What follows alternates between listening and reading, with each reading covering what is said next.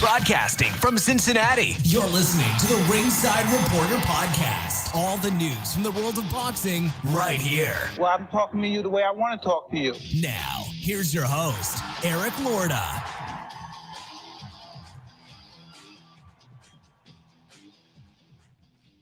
And we are live. Welcome to the Ringside Reporter Show, where we talk about the latest boxing news. If it's related to boxing, we'll talk about it here. My name is Eric Lorta, and I'm here with my co-host, Joe Habib, and we have a great show for you today. And if you want to call and ask questions, 323-870-3857. And tonight, we're going to talk about the big pay-per-view next weekend, Spence versus Ugas. Is it worth the money? Who wins? We got it all covered here. We'll break it all down for you. But first, we're going to get started with DAZN. Triple G, Gennady Golovkin versus Ryota Morata for the IBF and WBA middleweight titles. Golovkin defies Father Time, wins by 9th round TKO over Morata Saturday in Japan. I'll tell you what, man, things started off pretty shaky. Morata was landing the harder punches. He was going to Triple G's body early, and he was really making the difference. And about round 3, if you take a look, Triple G's corner, he was breathing really, really heavy. I mean, real heavy. And I thought, man, I tell you what, he's going to be in some trouble if this fight goes to the later rounds. But around the 5th or 6th, something in the fight changed, man. Triple G's power was getting the best of Morata. Morata had stopped going to the body. He stopped being the aggressor. He was the aggressor early on in the fight. That all changed. He got hit with some hard shots, and the bottom line is he said, He said, I don't want to do it anymore. Triple G found his range. That jab that Triple G has, he still has a really good jab, really solid jab. He just dominated the fight at that point from like the 6th round on.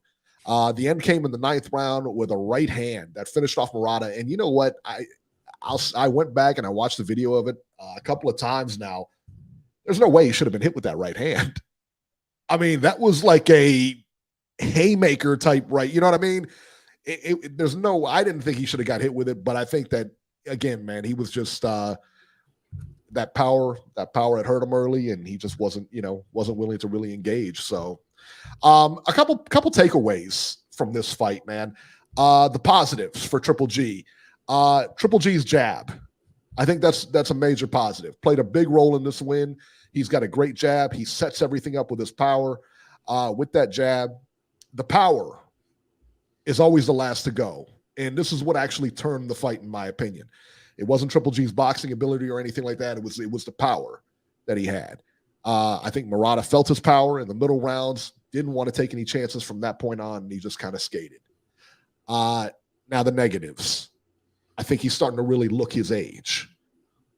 He's 40. He looked it. He looked every bit of it Saturday. He was very flat-footed. He was taking quite a few shots, I thought, from Morata that he shouldn't have been hit with. He's going to fight Canelo next, and I'll be honest with you, man, I have a hard time seeing him win in that fight, and I have a hard time seeing him even be competitive in that fight. I mean, as much body work as Morata got away with in there, what do you think Canelo's going to get away with? I mean, really, let's think about that for a minute. What do you think Canelo's going to get away with? If Morata was able to go to that body with ease and pound him, and you looked at him in the 3rd or 4th round, and his chest is going, I mean, like he was just in a marathon or something like that. What do you think Canelo's going to do to him? I mean, it's real simple. It's real simple, man. I don't know. Beeb, what did you think of this? Yeah, you mentioned the jab, and you were right on point when you said that. What I think is early on, I think Triple G had the mindset that I'm going to outbox this guy.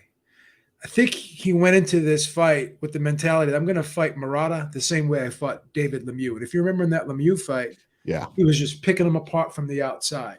Yeah. But here's the problem. Morata just was walking through, even though he was hitting him really good with the jab, Morata was still coming forward, and he couldn't stop him in his tracks. And Morata, just couldn't keep Morata on the outside. And I give Triple G a ton of credit, because once he figured that I cannot keep this guy on the outside and pot shot him from the outside, he made a concerted effort that I'm going to have to fight this guy off me.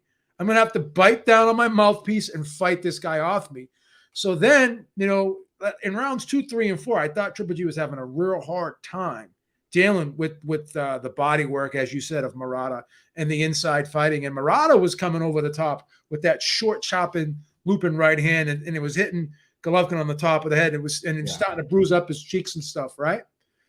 So Triple G said, you know what? Like I said, this guy's in my chest. There's nothing I can do about it. I'm going to have to fight him out of there. I'm going to have to stop punching with him, right? Triple G started getting low. He started going to the body a little bit, started tucking his chin, grit his teeth, and he grinded it out on the inside. And he was outworking him. He started outworking Morata on the inside. He started hurting Morata to the body. Triple G started landing that left hook, right? And then he started throwing that looping right hand over the top, and he started having some success. And I was doing this fight with Corey Lee, the live broadcast, and we were just sitting there saying, wow, Morata is just walking through these shots. Triple G's landed some good shots, and they're not having their effect. But then all of a sudden, in that 5th round, the fight just turned. On a and Corey Lee said, I don't know how much of these punches Morata's going to be able to take before he starts feeling the effects of them. And we saw that round 5 told us that that's when he started really feeling the effects of those punches. And he started slowing down. Yeah. And then Golovkin, like you said, you felt as though he thought he looked every bit of his 40 years old. But for being 40 years old and to be able to get that second win, right? That was impressive. That was very real impressive. So, in my opinion, a lot of people did not think highly of Morata. Morata is a 2008 Olympic bronze medalist. He's a tough guy. Anyone who fights this guy, they're going to have to bring their lunch pail to work because he's a tough, hard fight for anyone. Not the greatest defensive fighter in the world, but again, he's going to keep coming at you. And that in itself is going to wear on a fighter, right? And we saw Triple G wince when he was getting hit with those body shots. Saw him fight with his mouth open, and it looked like he was going to be in for a long night. But he decided, you know what? No, I got to make it happen, and he made it happen. Listen, say what you want, but you said it perfectly. He had to grit his teeth, and he had to go in there and fight. And you know what? He could have very easily packed it in, being 40. He could have very easily packed it in, having no feet under him. Could have very easily packed it in, getting body shotted, and he didn't. He took it, he gritted, bit down, and turned that fight around, man. And I made a statement last week, and I've been saying this, that I don't want to see a Golovkin-Canelo third fight. But I will have to concede that after this performance, whether you think he'll win or not against Canelo, right, I think he earned it. I think he earned it by going to Japan and fighting a tough, rugged guy. He was a belt holder, right? But he was a tough guy, dangerous guy. Was he a champion or was he a belt holder? I don't know. I call him a belt holder. I hate those. I hate those Reggie belts. I can't stand those Reggie belts. They aggravate me. Reggie belts. But regardless, based off of what he showed us, or showed me at least, I think he earned that third Canelo fight. And I tell you what, I hate to agree with you. I really do, because I do not want to see that third fight. I don't want to see him take a beating. I really don't. I don't like to see anybody just take a beating. Yeah, but he earned the payday. He earned the payday. He earned it, and he'll make a lot of money. And hey, more power to him. Let him make a lot of money. Let him go out and ride off to the sunset with a big payday. He deserves it. And a lot of people say he's overrated, and I have said he's overrated before when people put him in the all-time great conversation. Yeah. Right?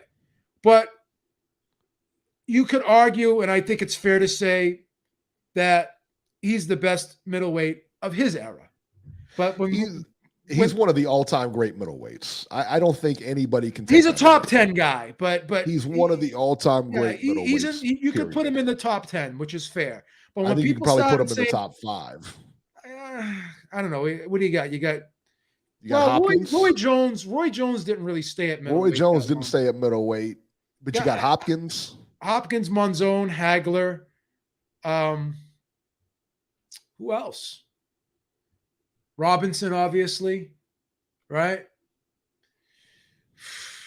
Was he better at middleweight or welterweight, though? He's better at welterweight, but he still won the middleweight title. Yeah, but was he one of the all-time greats at middleweight? I would say so because he's won the middleweight title multiple times. Yeah, multiple times. All right. It's hard to knock Sugar Ray Robinson. Yeah. So that's 4. So we got Monzon, we got Hagler, we got Hopkins. I would put Hopkins above him. I would put Hopkins right toward the top. And we got Sugar Ray Robinson, Marvin Hagler. Yeah, I mean, if you wanted to put Roy Jones in there, yeah, I guess you could. You could put Roy Jones in there. But I think you have to say Golovkin's at least a top 5 of all time. Would you put Sugar Ray Robinson? I would put, in my opinion, I'll put Marvin Hagler at number 1. Jake LaMotta, stop. I put Marvin Hagler. Jake LaMotta's a great fighter. He's not. Yeah. No, he's not one of the all-time. I would put Marvin Hagler maybe at number 1. I put Marvin Hagler would be my number 1. Man? I put B-Hop at number 2. Under Hagler? Yeah, Hagler. You think so? Yeah, he was a better fighter. No. He had a way better resume, bro. From Boston. Hagler, Hopkins number 2. But again, you got to fight who you can fight.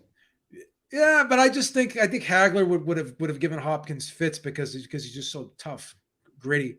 But I think that would have been a heck of a fight. Hopkins is much bigger though, 6'1". But again, Hagler's beating guys bigger than him. Yeah, right. But the defense on Hopkins, though, man, right? But once again, you got a guy like Hagler, ambidextrous, a guy who can fight pretty well on the outside, inside. He's very versatile. It's a good fight. So Hagler is my number 1. Hopkins is my number 2. Right? Yeah. I would put Hopkins my number 2. I would probably put Ray Robinson at my number 3. Right? Then I would put Carlos Monzon as my number 4. And then possibly Golovkin could be my and this is all based on and we're basing this off of what they did at middleweight, in our opinion, obviously, but what they did at middleweight. Could Roy Jones? Somebody said Roy Jones would have beat him. Yeah, Roy Jones probably would have beat him, but he would have beat everybody at middleweight. He didn't stay at middleweight long enough to be considered. He didn't really even. I think he only had like 1 or 2 defenses. It wasn't. Yeah. Like it's like so that I don't think it's fair to put him about guys that had multiple defenses. Yeah, you know what I mean. We're talking about guys that were Hopkins had the record. There. Hopkins had the record for middleweight title defenses. Like he broke the record, and then I guess Golovkin broke it. Golovkin broke his record. And I guess it depends on how you look at it, because they were talking about regular belts and everything. Listen, if it was to me title fight with a main sanctioning body at WBC, WBA, that's the title fight. Yeah, I think you could put Golovkin at number 5. I agree with you. So I mean Golovkin is a Hall of Famer. Yeah. So maybe I guess when I say overrated, like people were saying that he would beat Hagler, he would beat Hopkins. I just don't. And this is just subjectively my opinion. I don't know. It's not that I'm right and you're wrong. It's just I think when they started saying those things, then I felt as though they were overrating him. Now, did I think he lost to Derevyanchenko? Yes. Did I think he lost to Jacobs? Sure. Yes. But once again, I mean, those fights were you could argue the other way. It wasn't like those fights were clear robberies. No. Yeah. I mean, I thought he beat Jacobs, but it was a very close fight. I kind of thought Derevyanchenko beat him like 8 rounds to 4, though. I thought that fight was pretty clear. I thought, I thought so too. But again, that's just my opinion. I think either way we look at it, we know Triple G's a middleweight great. I mean, nothing he does from here on out will affect his standing. Hall of Famer, got to be a first ballot Hall of Famer. He'll be a first ballot Hall of Famer. And I think just knowing this, I don't like to see guys like I see Pacquiao. I don't like to see anybody take a beating, a legend take a beating. And that's why I don't want to see this third fight. I really don't.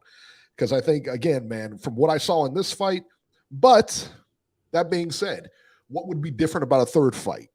Okay. Well, it would be at 168. I would imagine it would be at 168. And I told you on, was it Thursday or Friday when I saw him weigh in? Friday. I texted you and I said, he looks horrible. Everybody else was saying, oh my God, he looks shredded. He looks great. He looked awful at that weigh-in. He looked dry. His face looked sunken in. He didn't look good. There's a difference, and I think I've said this several times on the show, between being lean, cut, and ripped. Yes. When you're ripped, that's just aesthetics. You're dry to the bone, ripped. You may look great, right?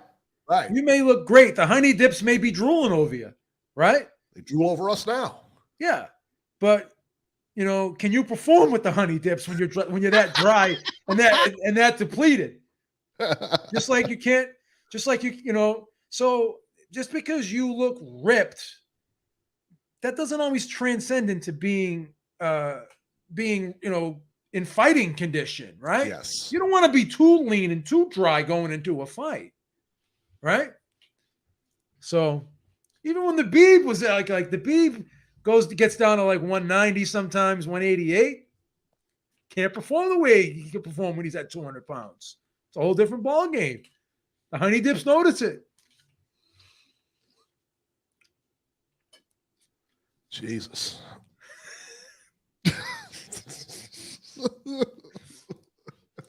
It happens. I guess so. I guess so. I guess we learned a lot about Beeb today. Why does it always have to go back to Beeb? That's what Eric is saying to himself right now. I'm just saying, a fucking show to do here. They got pills. I mean, they got pills for that, man. Oh yeah, those things are great. It's like jumping back into a time machine.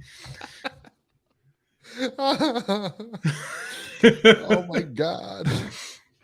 And then you jump back on Lois, who's a plastic doll. So stop it. Oh. Please. Oh. But yeah, I mean, I think he earned that Canelo fight, the third fight. I would agree with that. I thought, too, if you were going in and if it was a close fight at the end, like a decision, like a close decision, he ain't getting that fight. Yeah. He's not getting that third Canelo fight because nobody's going to want to watch that. Given the fact that he knocked him out, 9th round. Is this a fight of the year? But what's is this a fight of the year candidate? No. No? Okay. I don't think so. All right. Nah. Is there any way with the extra added weight it helps him? I think it does help him because he's getting older. Yeah. And I think that him trying to cut down that much, I think his stamina will be better. I know a lot of times it goes against that, against the grain. When you go up in weight, your stamina gets lower. But I think for him, it'll help him. Stamina-wise, I think it'll help him. But I still don't think he wins. I'm not so sure Canelo stops him, though. Do you think Canelo stops him? Yeah. Okay. Yeah, I think he stops him. All right. I do. Yeah, I wish, like I said, man, I wish it wasn't the case, but yeah, he stops him. Yeah. Okay. Definitely got to favor Canelo in that third fight. Definitely. Oh God, yeah. I mean, I think you have to favor him under the 12 too. Yeah. I don't know what the over/under is going to be. Probably around 9 or 10. So, if you were to bet the fight, would you just bet like Canelo would be the heavy favorite, right? But probably get decent odds on Canelo by stoppage. Would that be the play that you would recommend? I would because you're not going to get any money off of Canelo just winning. I got you. What are you going to pay like $100 to get, or you get $1, $10 back or something crazy? I mean, it's not even, or what do you have to bet? Like, how does that work if you're betting? Well, it depends what the odds are. I mean, like the prop bets, you have to, you bet him to win by stoppage, you bet him to win by decision. So right. So if he's a minus 650, you have to bet 650 to win 100 back. Correct. Gotcha. Okay. Yeah. Yeah. It won't even be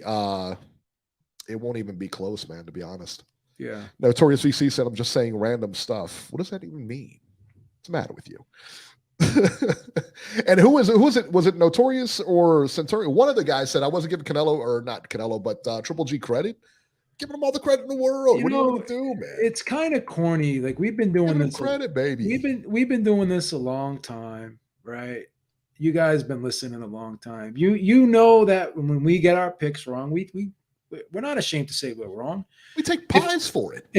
We've taken pies in the face for being wrong. So to come on here and act like we're We're gonna get like all like emotional. Like it's boxing, all right. It's not you know, our lives don't depend on whether we get a fight right or wrong. You know what I'm saying? And if you guys are going to criticize or Notorious VC, if you're going to criticize us for that, like, then if you're so good and you're a genius, then show me your betting slips. Show me you must not have to work then if you know who's going to always win and who's going to always lose. If you're forced to pick every fight, right, that takes place over the course of a year, you're going to at least get 40% of your picks wrong.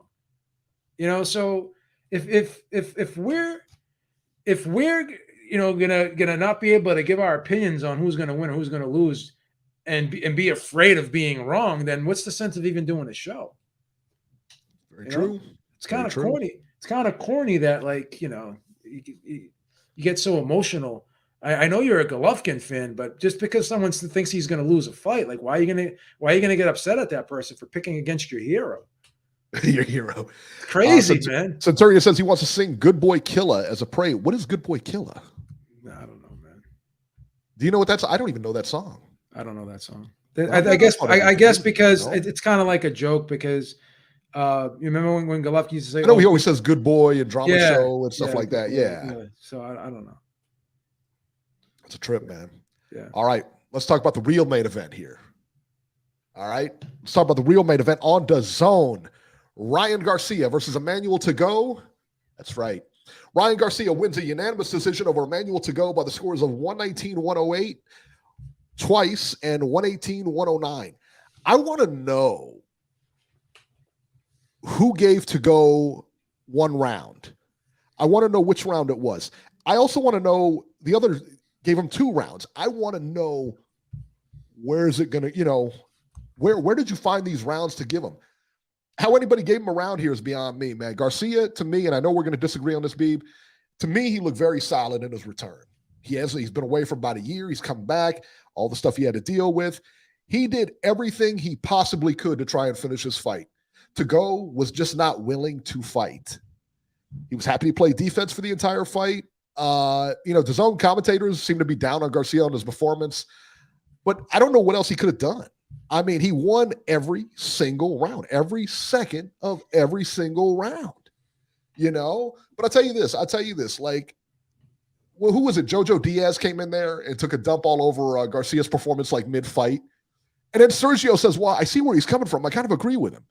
So you just, as a DAZN commentator, this moron just took a dump all over his fight. You're an idiot. I mean, a complete moron. Not to mention, jab.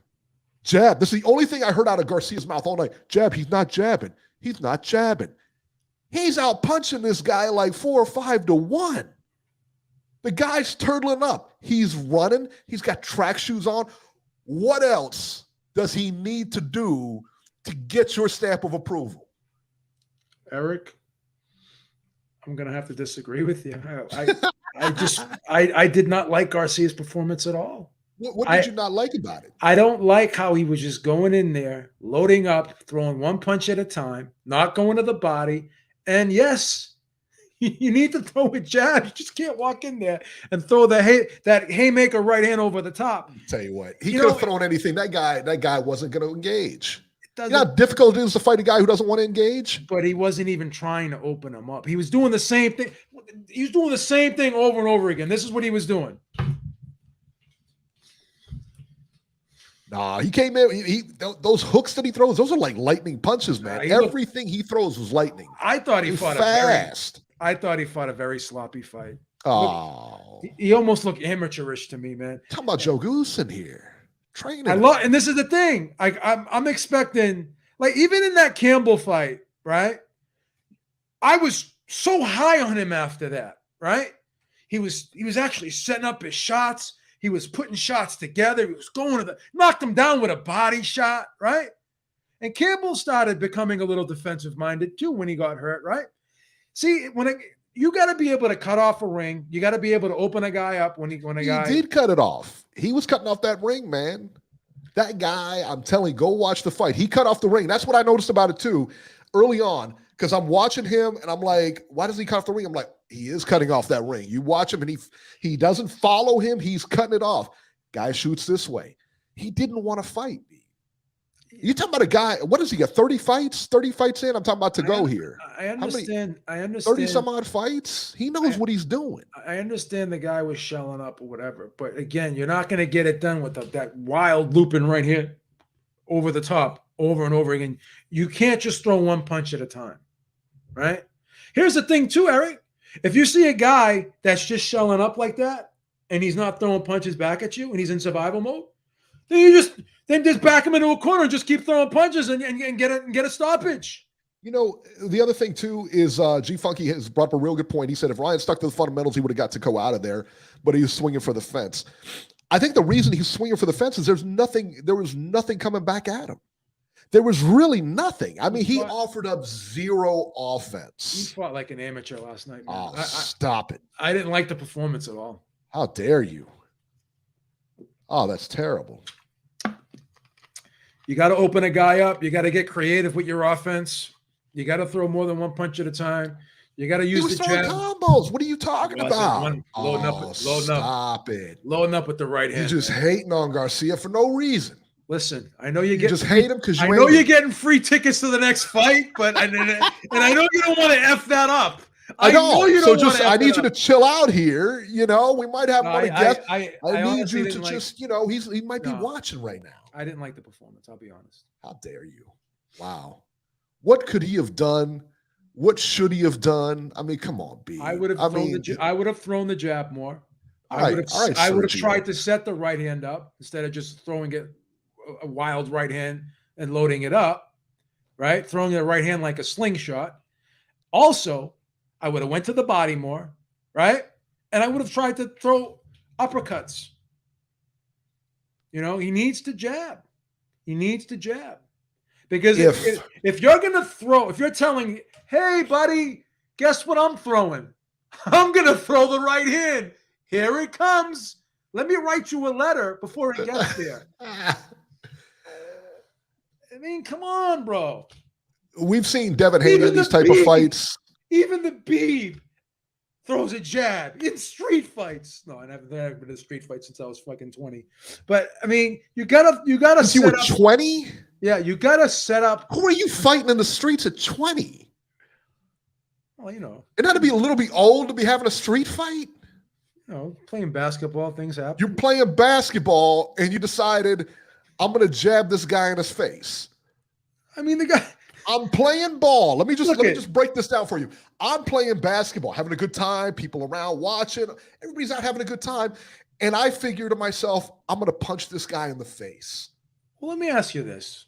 What's the matter with you? You take the ball to the hole. It's one thing getting fouled hard. But if someone's taking your legs out, they're trying to maim you. You can't allow someone to maim you over a street game. Take my livelihood away from you. Take my legs out from underneath me. I may not be able to ever work again. I can't let that go unpunished. He took your legs out. You got up, threw a punch at him, then got stripped, boy. Stuck him with the jab. Let him know I'm here, baby. Take that, daddy. His boys surrounded him, beat the crap out of Beeb.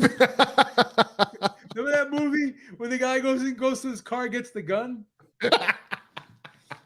That's right. He came back and got it. I'm going to smoke everyone in here, man. Oh, you got to throw a jab, man. You just can't throw wild right hands, man. Nah, man. I mean, I thought, like I said, I think it was good that he got rounds. But to go, what does to go got? Like 30 some odd fights? Yeah. I think he's got over 30 some odd fights, man. Listen, so got one loss in those 30 fights. You know this guy, listen, man, you know yourself, if you're trying to hit a guy who's that experienced, and not that Garcia is not experienced, they both do the same thing for a living, I get it. But a guy that's that experienced, a guy that's that adept at defense and everything like that, you're not going to hit that guy. You're not getting that guy out of there. It just is. Here's the thing. When you look at a guy like Devin Haney, constantly throwing that jab, constantly trying to set up those shots, constantly throwing flurries, setting up his punches, that's even if you don't get a knockout, as long as I'm seeing that you're doing that, right? and you're just fighting a smart, intelligent fight, and you're not doing the same thing over and over again, and you're setting your shots up, you're putting your punches together, you're varying up your punches. But if I see you going in there trying to do the same thing over and over again, telegraphing your shots, why do you think he was able to survive? Because the shots were being telegraphed. He knew the right hand was coming because he telegraphed it, and he threw it wild all night. And he threw it in that looping, weird overhand fashion. Like he wasn't varying up his shots. He was just walking forward, throwing one punch at a time, loading up. And at this level, you can't do that. Even Goosen said maybe he'll stand still and maybe we can get some stuff off because right now he's just moving. That's all he's doing. That's fine. And there's going to be guys that do that, and you're going to have to be able to decipher that. And he did, but he won every round. He won every round, but again, didn't look good doing it, in my opinion. Oh, he won every round. Team Batman says, Goosen said beforehand he would be totally shocked if it went the distance. I'm sure Garcia said he would be totally shocked if it went the distance. Well, Garcia, I'm sure if you talked to Go, his people said it would be shocked if he went the distance. What is he supposed to say? Of course he's going to say, I'm going to be shocked if it went the distance. Everybody predicts a knockout before the fight. Garcia was trying too hard to knock this kid out, and he was forcing the knockout instead of setting it up and letting it flow. That's it. And even before the fight, Garcia said, I'm going to knock him out in 2 rounds. And Goosen said that the fight's probably not going to go past 5. And then all of a sudden, oh, go ahead. I'm sorry. He said Robbie's going to retire Ryan Garcia today. No, we're going to retire you today, Notorious BC, because you're a hater. Oh, stop it. He's a member. What's the matter with you? I think. I don't know. No, he's not a member. He's a you retire him then. Yeah, we retire him. I wouldn't make anybody sing the Good Boy Killa song, except I don't know anybody who knows the Good Boy Killa song. Yeah, why don't you call in and sing it for us so we can? And I'll sing along with you. Yeah, I have no idea what that is. I don't know what that is. All right, so on the undercard of this fight was Gabe Rosado and Shane Mosley Jr. Shocking to me that Shane Mosley wins a wide decision over Gabriel Rosado. I am just shocked over this one. I mean, Gabe Rosado was on such a run, but it's got to be a tough fight for him to get up for, right? I mean, he couldn't have got that much money from it, you know? I mean, it's got to be a tough fight. Gabe just seems to be a step behind everyone right now, and he's just not getting off first. And these young cats are just ahead of him. They're just one step ahead of him, right? Huge win. Huge win for Mosley Jr. Good one for Mosley Jr. Biggest win of his career by far. Mm-hmm. By far. This is huge. Yeah. Very big win, man. Hey, good for him. Good for him. Yeah. All right, let's talk about Showtime, man. Erickson Lubin versus Sebastian Fundora. Fundora wins by TKO in the 9th over Erickson Lubin. Lubin's corner stopped the fight after the 9th round. This is a good fight, man. This is really good. Both guys knocked down. I thought in that 2nd round, he caught him. He clipped him with that uppercut. I thought this fight was over, man. Yeah, I think he was going to finish. I mean, that was a solid uppercut. A lot of back and forth here. Sebastian Fundora is now ready for some good step-up fights now. Lubin's a pretty big name. I think now he fights somebody bigger. Is he ready for the upper echelon of it? I don't think so, or he's ready for the upper echelon. He's ready for the champions. I don't know about all that yet, but he's proved he's ready to at least try. Lubin suffered a broken nose and a separated shoulder in this fight. Lubin, Jesus. Here it is, man. I'm going to say it. Lubin's done. He'll fight again because I'm not retiring him. I don't think he should retire. He's just done. But he'll never be a championship fighter. His ceiling has now been determined. He'll always be a gatekeeper now. He's been knocked out twice. Everybody's going to see that. Listen, it is what it is. It is You are just crushing all his hopes and dreams. So far in the sport now. I hope he's not watching right now. What's he going to do? Come over here and get knocked out again? Actually, I'll have him arrested. No, but I'm just saying you're destroying all his hopes and dreams. And listen, I mean, what are you going to do? What are you going to say? Please. Do you think he can become a champion in that division? Absolutely not. But I wouldn't be so harsh about it like you are. What's the difference? What's the difference of how I say it? I just said it. You know what I mean? What's the difference? You could put someone down gently. You don't have to just take a shit all over someone like you're doing right now. Yeah, it is what it is, man. I'm sorry. You're worse than Robbie, that little rat. Jeez. Always retiring people. What do you think about Fundora's chances going forward? I love the kid. And a lot of people are saying, he needs to use his height, needs to use his reach. But he threw a ton of jabs in that fight. If you go back and you really watch the fight closely, he steps in hard with the jab. He pushes his opponent back. And here's the thing, there's no law that says just because you're tall that you can't fight on the inside. Here's the problem with a lot of tall guys that try to fight on the inside. They don't know how to do it. This guy does, right? And when you're on the inside and you're fighting a guy like Fundora, first of all, when you're on the inside, the only way you can really tell what punches are going to come at you, it's easier when there's space in between the two fighters, because you can glance down, look at the guy's feet to kind of see which way he's leaning. You could look at his shoulders more. You could see his eyes and stuff. But when a guy's in your chest, the only one thing you could really look at is the shoulder. When a guy's going to drop down, you could see him open up the shoulder, drop down. The body punch is coming. The uppercut is a probability. But when you get a guy that's 6'5" and you're like in his chest, you can't see his shoulders. So when he throws that uppercut, a normal uppercut, a guy will drop down and he'll come all the way up like that. This guy's throwing his uppercut, right?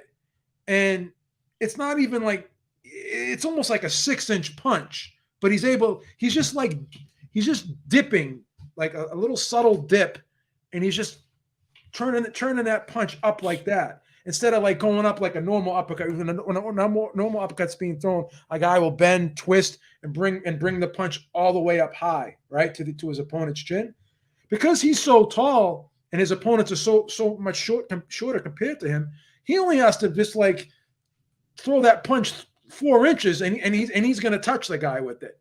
Yeah.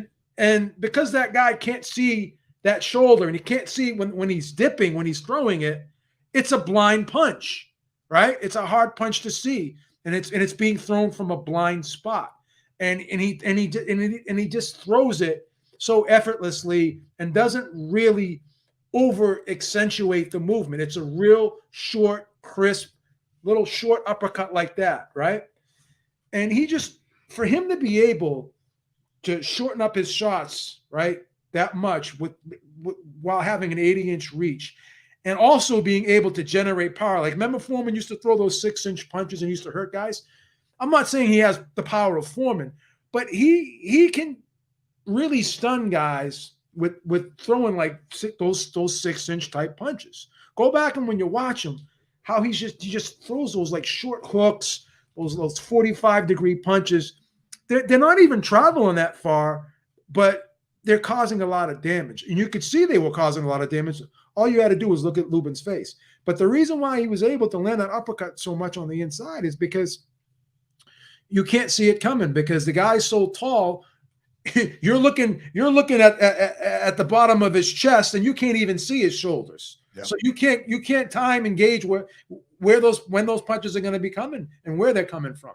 So he's going to be a problem for anyone. And here's the thing too: people will say, "Well, he gets hit a lot." He got hit with a couple of good shots, but when they were going back and showing the replays, he was partially blocking a lot of the shots. A lot of those shots were grazing the top. He was rolling a couple of them. It's hard to hit this guy clean because he's so tall. You have to reach up to hit him. And, that takes a lot of leverage out of his opponent's punch. And it's going to be really hard for them to hit him clean. And Lubin is a very good defensive fighter. He's a very good counter puncher. He's a very skilled boxer, accurate puncher himself. But he was really nullified in this fight. His volume was really down. And when you have a guy that's going to keep coming forward and he's going to blanket you with volume and pressure, that in itself is a defensive weapon, because it keeps you on the defense, and it forces you to keep your hands at home, because you're going to have to constantly defend against this guy. And when you go back and look at how many punches Lubin threw in this fight, compared to how many Fundora threw, Fundora like more than doubled the punch output, right? So this guy's just going to be a problem. He's going to be a problem. He's only 24 years old, so he's only going to get better. And there's room for him to improve and everything like that. And he's he's a tall guy. I mean, it's a hard thing to deal with, especially in that division, especially him being that tall. I mean, he's like freaky tall, you know, almost 6'6". He's like 6'5.5". And at 147, that's And insane. how tall you think he is when he has the boxing shoes on? That adds another inch. It's got to, right? Yeah, I mean, it has to. Pretty soon, this guy could probably do 360 dunks. He probably could do it now, you know. I'm saying, he could do Tell you 360 dunks. Oh, I like this kid though. I like Pandora a lot. Me too, man. Me too. All right, ESPN main event over there: Duke Reagan versus Daul Alguin. Duke Reagan wins a unanimous decision every round, son. Easy win for Duke Reagan. Let me tell you something. Hey, babe, you know where Duke Reagan's from? Right here, son. Right here in Cincinnati. That's right. The main event there. Co-main was Giovanni Santallan versus Giovannis Barraza. Santallan wins a 7th round TKO. There we go. All right, let's go to the. What about Micaiah Mayer, baby? Jessica Hahn. Jessica Hahn. Was it really Jessica? Jennifer Hahn. Jennifer Hahn, whatever. What about it? It's a great fight. Yeah, it's 20 minutes of solid action. Yeah, I loved it. Yeah, it's a great fight. Sure. Who won it? Micaiah Mayer. Beautiful performance. Yeah, I'd rather see in her commercials. Jesus Christ, man. This misogyny knows no bounds. I'm just saying, man. You have to always gloss over the women's boxing, man. Come on. I'm not the only one. Joe Ramos in the chat says Michaela bores me. That was a beatdown, man. Poor Jennifer Hahn's face. You see how bloodied up she was at the end of that fight? No, because I didn't watch it. Come on. Please. She's added a really good inside game, man. Before she was basically. Come on, please. I didn't say nothing. I'm trying to be. I'm bouncing stuff off of you. You're saying she had an inside game. I heard she had an inside game. I'm just saying. Such a derisive tone you said it in. Please. It's a good fight. What do you think though? If she can't get a unification at 130, right? Yeah. She said she would go up to fight the winner of Katie Taylor versus Amanda Serrano. What do you think of that? I think she had to go on the Bachelorette. I think that would be good. I think that. Come on, please. Show some respect. I'm just saying. Why? Oh my God. What I say that was so bad? That is horrible. I didn't even say nothing, man. You can't say things like that. Come on. I didn't even say nothing. Man, I'm gonna go to the phones. Get in trouble here. Let's bring on Ringside Robert. Fucking rat. Robert, you're live. Eric, I'm not going to dig you out of your hole, man. You put yourself in it. I'm not going to help you. That's cold blooded. I'm not helping you at all. Robbie, sorry, brother. Did you watch the fight? Did you watch the Michaela Mayer fight? Yeah, of course I did. It was a wonderful performance, man. Do you think she would be good on the Bachelorette? No, she's good in the boxing ring. And you know what? You ever see the Bachelorette? Joe, what about Temptation Island? Was she good on that? I think she'd be good on Temptation Island too. No, Eric. What? This is boxing. Come on, get out of here. Lisa, control your husband, man. Whoa! Lisa getting hit with shrapnel. Good God. But no, seriously, Joe, I think she will move up to 135. And I would love to see her fight the winner of Serrano Taylor. Robbie, do you think you owe Triple G an apology? Because last week you shit all over him, man. You said he should retire. You said he was done. You say that. No, you said he's going to get his ass kicked.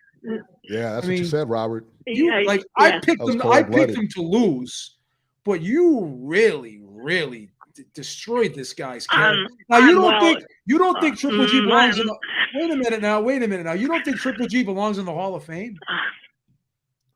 No, I told you I think he does belong in the Hall of Fame. You don't think he's one of the all-time greats at middleweight? Yes, he is.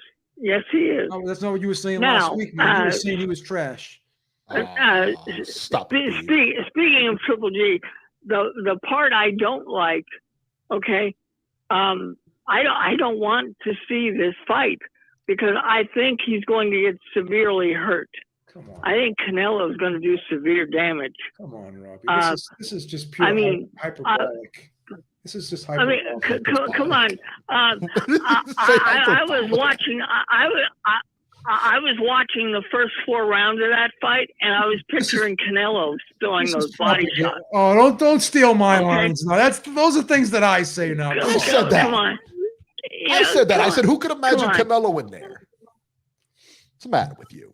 You can't take my line and then use it against me. Canelo is going to rip him apart, man. Oh, I agree. He's 40 years old. This is becoming propaganda. Father Time is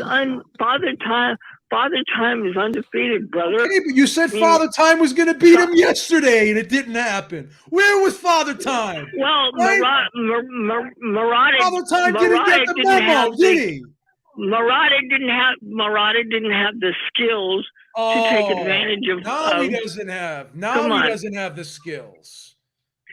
Last week you said he was going to destroy him. Who did you have? Who did you pick? Well, did you pick Morata last week, Robert? Yeah, I wanted Morata to win because I don't want to see this fight. Don't try to flip it and say you wanted him to win. You picked him to win. Yes, I did pick him, Joe. I'm not going to deny that. I said Morata would eke out a narrow decision. You said Morata was going to. No, I wanted. You said Morata was. No, I wanted Morata to not. I wanted Morata to knock him out because this fight is he's gonna get hurt, man. Seriously. Yeah, I don't want to see. I don't want to see that fight, but I think he's earned it, though. I agree with B, but I think he's earned it. You don't think, Robbie, that Golovkin, after all these years in the sport of boxing, you don't think he deserves one last big payday? You don't think he deserves that? Of course. Oh my God! Stop trying to play both sides now, Robbie. Don't play both sides right now. But he's going to get fucking destroyed, man. Whoa! First he was going to get destroyed. Now he's going to get fucking destroyed. Why are you going to put fucking in there for, Robbie? It's cold-blooded. Because Canelo Alvarez is. Oh yeah, what about that? Hey, Canelo Alvarez is the best non-heavyweight in boxing today, and he's going to have a very easy night's work come September 17th. Period. Please, Robbie. You know, this is what bothers me about you, right? You wanted Morata. You wanted Morata to knock out Golovkin, right? You wanted Morata to hurt him, right? You were saying all these nasty things. You wanted Golovkin. You were wishing so much pain and anguish on Golovkin, right, on Saturday. So it was okay. It was okay for Morata. It was okay for Morata to do a demolition job on Golovkin, but it's not okay for Canelo to do it. I don't want to see him in the boxing ring anymore. He's done. He just knocked the guy out. He's done, okay? He just knocked the guy out. He just had a highlight reel knockout. I know. Highlight reel knockout. Dominated from the 5th round on. That would be like I know that. Like LeBron James winning the NBA championship, and now you're telling him to retire. And he's Morata. Would you disagree with the fact Morata's not a world-class fighter? Of course he is. There you go. So he just knocked out a world-class fighter. Robbie, you are all over the place. Eric, I just think you don't like Triple G. I don't think you like Triple G, Robbie. That's what it is. You don't like Triple G, Robbie. Morata is not in the class. Say you don't like Triple G, Robbie. Joe, Morata is not in the class of Canelo Alvarez. No, but not many people are, though. And I see. I mean, I don't think that he's beaten Canelo. Don't get me wrong. He's not beating Canelo. But I do think he's at least earned that payday by beating Morata. Yeah, no. Now, he did what he needed to do yesterday. He did earn the payday, but I'm afraid of what the result is going to be. Aren't you guys seriously I am. I don't want to see him take a beating. Yeah, you weren't afraid of Morata hurting him, but you're afraid of Canelo hurting him. You don't see two different fighters.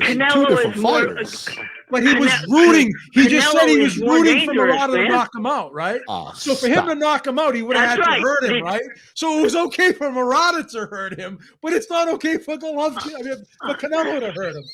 You see the Canelo, craziness in this argument? Oh my God! Oh, Jesus Christ. It makes no sense, the argument. Am I wrong here? You're not wrong, B. Well, okay. All right, move on. You're crazy here now. So what about Ryan Garcia? I'll drop the subject. Why don't you school Eric on Ryan Garcia's horrible for performance? Yeah, what did you think of Ryan Garcia? As far as Ryan Garcia, okay, he won every single round. Okay, I agree with you, Eric. He did, but here's the problem: he took this guy lightly, and he thought he could do whatever he wanted and get rid of him whenever he wanted. And this guy had 34 fights, and he knew how to fix it so he could survive. He didn't use his jab. He didn't cut off the ring very well. Ryan Garcia took this guy lightly, and I'm pissed off at the Golden Boy matchmakers. Where did they find this dude? If you want Ryan Garcia to totally look good, you needed to put somebody in there that was more offensive minded, so Ryan Garcia could put more skills on display. What we saw last night was a 36-minute sparring session. Yeah, I mean, but again, what is the guy supposed to do? Robbie, he didn't even throw. The guy wanted to fight. The guy didn't want to fight. He threw no jabs. Right? He loaded up through one punch. No, he did not. And you're blaming the matchmaker of that? You're blaming the matchmaker because of that? Well, no. What I'm blaming the matchmaker. Joe, what I'm blaming stop blaming ring card girls next. Tell me what the fuck's going on here. Why can't Ryan Garcia take accountability? Why can't Ryan Garcia take accountability for his own actions? Why you gotta stop blaming freaking matchmakers? The guy who's selling the peanuts. Stop it! You're gonna start yelling at the guy who sold. Was it the guy who selling the peanuts in row 3? I mean, what's going on here? Oh, come on, B. Why is it the matchmaker's fault? B was very upset right now, Robert. This guy's a professional fighter. Eric, he's the one talking about being 185 pounds and not being able to perform with females. So he, get out of here with that. Robbie, you don't want me to freaking expose what you told me one day, do you? Give me a break. Expose what you told me one day. You can't perform with females. About your ex-wife. He just said, whoa, ho. You don't want me to do that now. What's the matter with you? What's the matter with you? You want me to do that now, Robbie? Hey, Joe. You want to go there, Robbie? Yes or no? You want to go there? Oh, stop it, B. What's the matter with you? Come on. So take that back when you said about the 185 pound. He can't. You said it. You were the one that said it. Why would he take it back? You were the one that said it. I can say it, but he can't say it. That's right.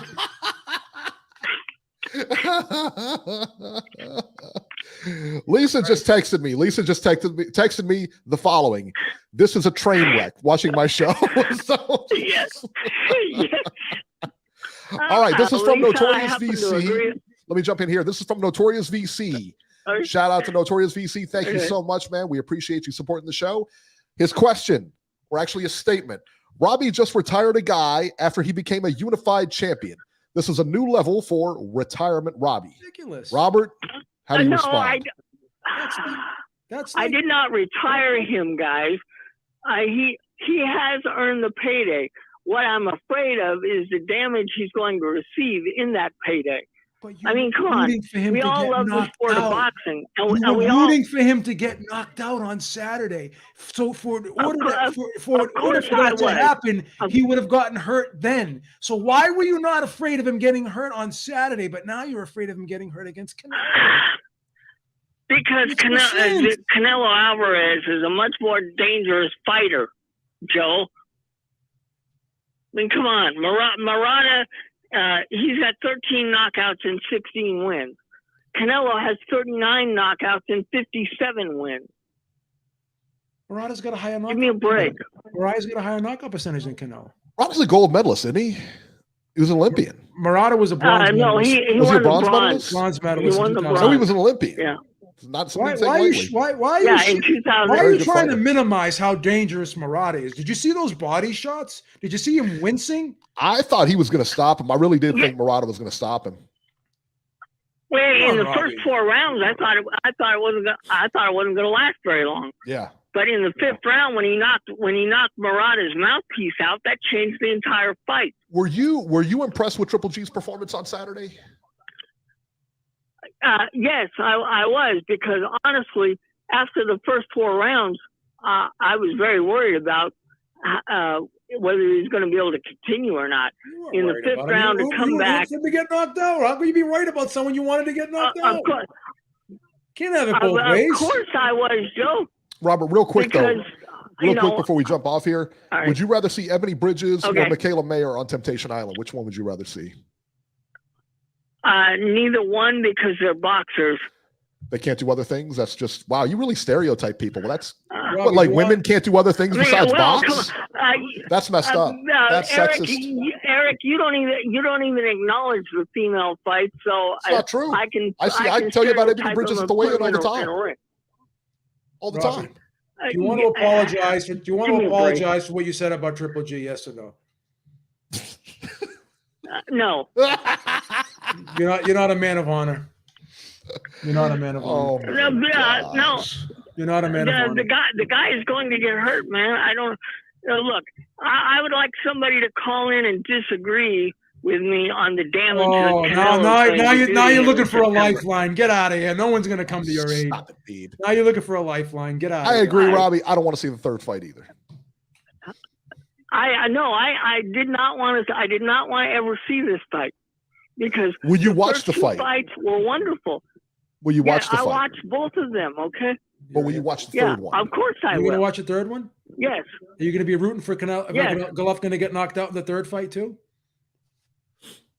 I'm going to be rooting for Canelo, because that's how it's going to go. And yes, he will get knocked out. Are you going to be rooting for Golovkin to get knocked out in the 3rd fight? Yes or no?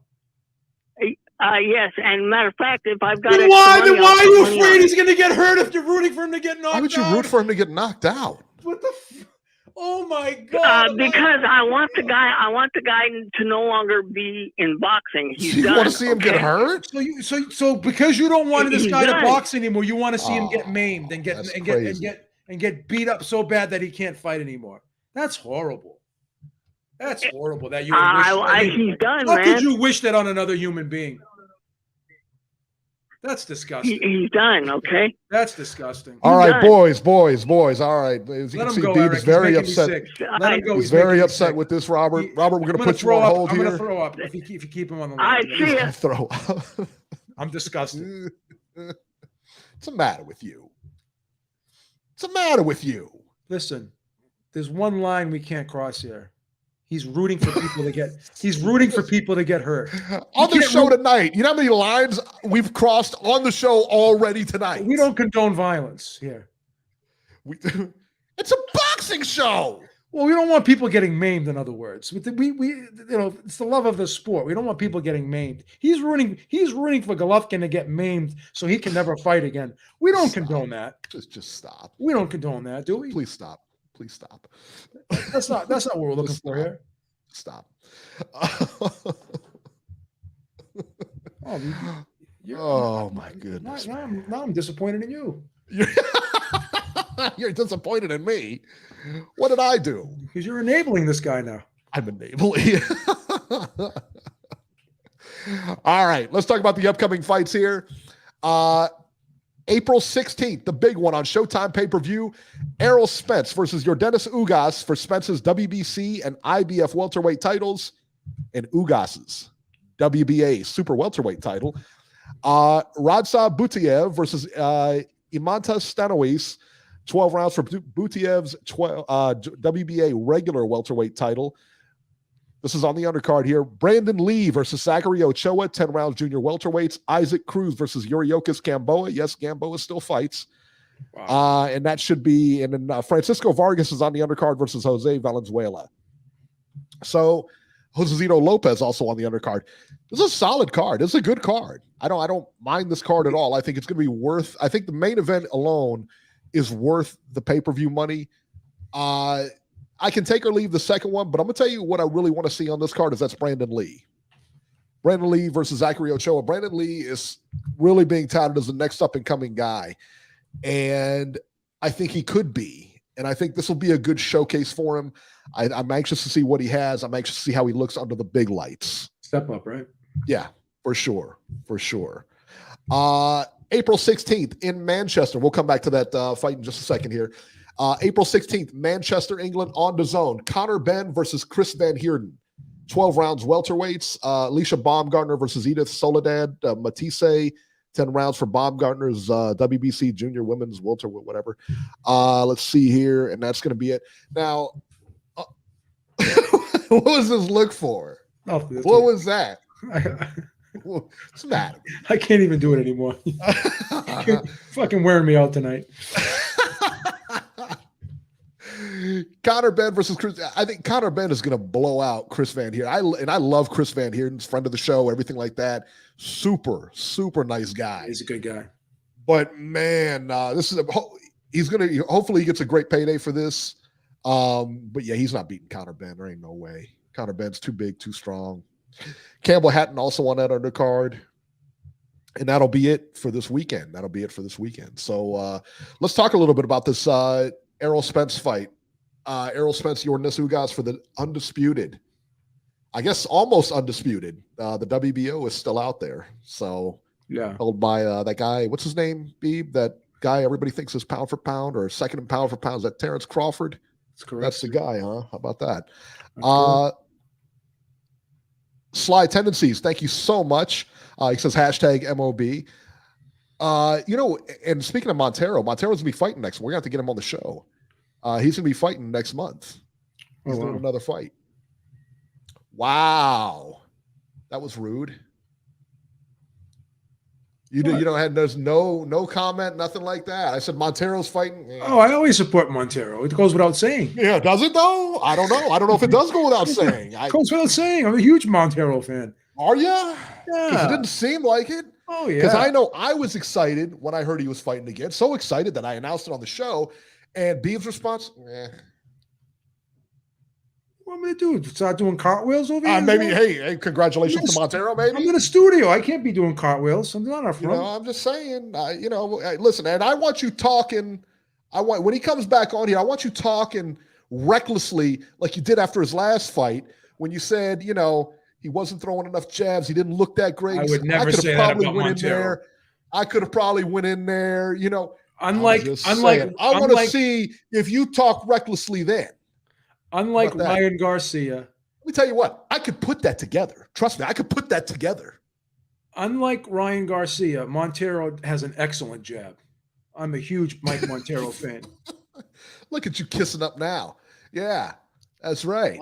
And you know what? Montero is 6'4", big guy. How tall are you? Like 6 feet, 1.5 inch. You got to get that half inch in there, man. That's all I got left. That little fucking half inch. I'm not giving it up. Montero's like 6'4". He's big guy. He's a bad dude, he's man. A monster. He's a former Marine. I wouldn't fuck with him. Yeah, I wouldn't either. Nope, he's in great shape. Sly Tendencies, thank you so much. He says, always felt like Spence is overrated. Am I crazy? Yes. Quick answer, yeah. Yeah, you're crazy. Yeah, Spence is not overrated. Spence is a world-class fighter, world-class Olympian. I mean, any place that he's gone in boxing, he's conquered. I mean, and he's defending his titles and said, nah, he's not overrated at all, man. You're looking at one of the best out there, if not the best out there, for sure. I think when people compare him to Crawford, it's open to debate whether or not he's on Crawford's level. But again, they should all be in the conversation. I mean, when you're in the top 5, you're in the top 5. Yeah, he's in the top. He's arguably in the top 2, right? So, right. My man, Tommy Boxeo, thank you so much for supporting us. He said, salute to the podcast, watching this podcast all the way from Montreal, Canada. Keep the jokes coming. Absolutely, my man. Absolutely. He always tags us on Twitter with news articles and everything. He's awesome. I love him. I love our chat. We have great people in our chat. Even Notorious VC, he aggravates the shit out of me, but I still appreciate the fact that he comes back every week. A lot of people calling for Montero versus Beeb. That's weird. No chat. Way. That's crazy. That's wow. So I'm going to be 53 years old in 8 months. I mean, come on. 53 years old. Listen, I'm just saying what the crowd wants. I mean, I get a discount. I get a discount on the coffee at Dunkin' Donuts. Come on. There's no way I'm getting in the ring again. Yeah, I mean, listen, man. I don't. Listen. I'll be honest with you. I don't blame you for being scared. I don't blame you one bit. I was at Market Basket last week, and I was fighting a 65-year-old woman over a bag of oranges, and man, and I couldn't grab that bag of oranges out of her hand, man. I just don't have it like I used to.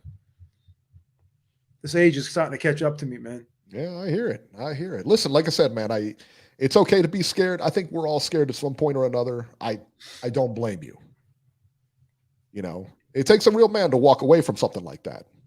Yeah, you remember that. You gotta live to fight another day sometimes in this world. That's right. That's right. That's right, babe.